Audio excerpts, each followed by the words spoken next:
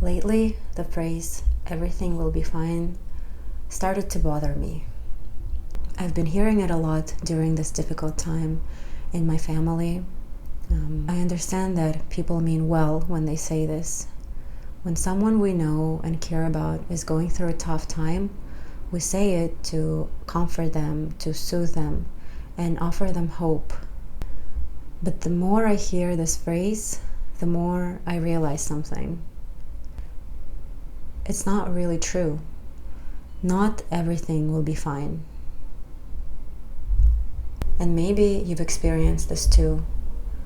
When something bad happens in our lives, say you lose a job, or you become sick, or go through a breakup, it's tough, and people around you want to reassure you. And they say things like, "Everything will be fine. Oh, you're gonna get through this. Oh, it's okay, you're gonna be okay. Stay positive, don't worry. Everything will be fine." But when someone is going through something really difficult, anger, depression, and other things, these words, they can feel strangely empty. It's almost like we're trying to smooth over the edges of an uncomfortable reality we're going through, and uncomfortable feelings, painful feelings like anger, sadness, grief, frustration. And maybe we say that for the lack of something better to say. But the reality is, building something meaningful in your life requires effort and time. Building a career is work. Caring for a child is work. Becoming the person you want to be is also work. And I've realized that no matter how challenging and frustrating it can be to balance motherhood, raising a child, and a career, or building something, I wouldn't want to have it any other way. I wouldn't want to give up any of that. And despite having those difficult feelings, I want to live through this experience and fully feel it, even the uncomfortable moments. And I am coming to a place where I am accepting them, learning to accept them, and also learning to be vulnerable and not hiding them. In Buddhism, this idea is explained very eloquently through a story called The Parable of Two Arrows. So one day, Buddha invited his students to sit down and asks them a question. He asks, "What happens when you get hit by an arrow?" It hurts. But what happens if you get hit a second time by an arrow? The first arrow represents the inevitable experiences that one faces in life that we cannot control, and it's extreme, intense emotions like anger, fear, sadness, distress. The second arrow is actually our reaction to that initial pain. It's those thoughts we add, it's the resistance, it's the feeling of guilt, overthinking, that constant noise we have about, being afraid to do something, or feeling bad about the breakup we had. Pain is inevitable. Suffering is optional. And that's good news. That suffering caused from second arrow is actually something that we can control.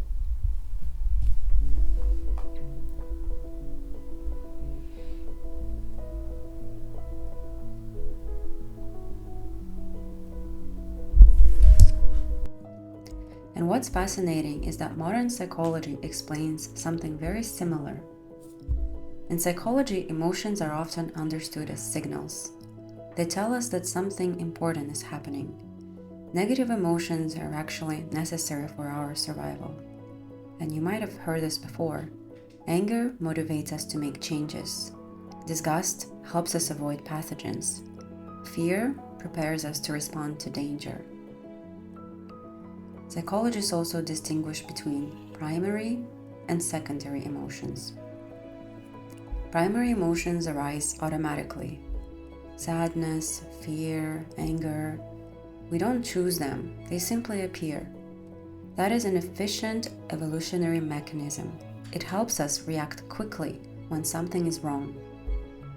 Secondary emotions are emotions about our emotions. For example, I feel anger. That is the primary emotion.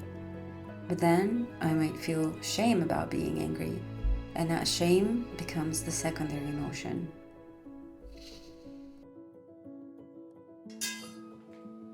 Very often, suffering comes from these secondary layers, the mental story we add on top of the original pain. I notice this in myself all the time. Not the first emotion, but the second one. The frustration about feeling overwhelmed. The mom guilt, the shame for being angry. We cannot fully control primary emotions, but we can learn how to work with the secondary ones. And this is where emotional regulation becomes a skill. Just like physical strength, emotional strength requires practice. It's one thing to read about it or watch videos, and another thing entirely to actually train it. Neuroscientist Amishi Jha gives us a helpful analogy. Imagine a friend asks you to move a heavy couch, and suddenly you drop to the floor and start doing push-ups, hoping to quickly build strength. It doesn't work like that. We also can't expect to handle intense emotions in difficult moments if we haven't been practicing beforehand. So I'd like to share a simple exercise from dialectical behavior therapy. It's called dispersing thoughts and emotions. The idea is to imagine your thoughts and emotions as images floating by. Some people might picture clouds drifting across the sky. Others imagine leaves floating down a stream. Choose whatever image feels natural to you. And sit comfortably, back straight, hands resting on your knees. Gently close your eyes. Take a deep breath in. Slowly breathe out.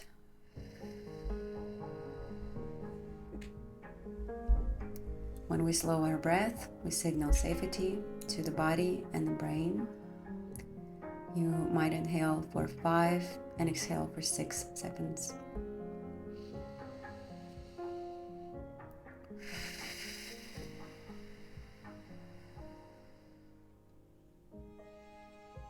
Now imagine your thoughts floating past like leaves in a stream or flying away from a tree. Don't analyze them. Don't fight them. Just observe. If it helps, you can softly name what you notice.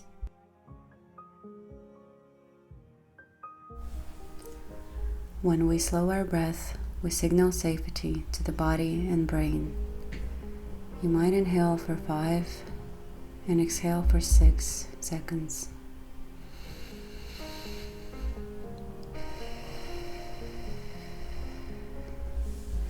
Now imagine your thoughts floating past. Don't analyze them. Don't fight them. Just observe. If it helps, you can softly name what you notice. Anger, fear, overthinking. Try this practice for just 3 minutes at first, and with repetition, it'll become easier and you'll be able to do it more naturally throughout the day. With repetition, it will become easier and naturally to do this. The point is that what we train becomes stronger. So maybe in difficult moments, we can replace the phrase, "everything will be fine," with something a little more honest, something more empowering. Not everything will be fine. but I can handle it. Thank you so much for joining today's video. Let me know what your thoughts are, what feelings emerged during this practice. And I'll see you in the next one. Love, Aizhan.